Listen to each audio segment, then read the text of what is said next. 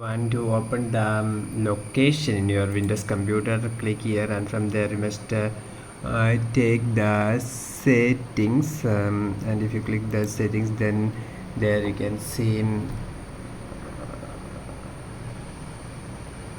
privacy, and if you click this privacy, here in the side you can see the location, and from there you can, if you want to turn on the location, you can do from here.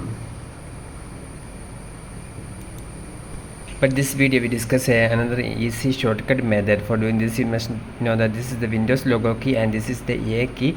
So if you press this Windows logo key and A key at the same time, window like this have been added at the side, and from there at the top there you can, at the bottom there you can see location is written there. Using your mouse, simply click this location. This way we can, you can see that the location have been turned on.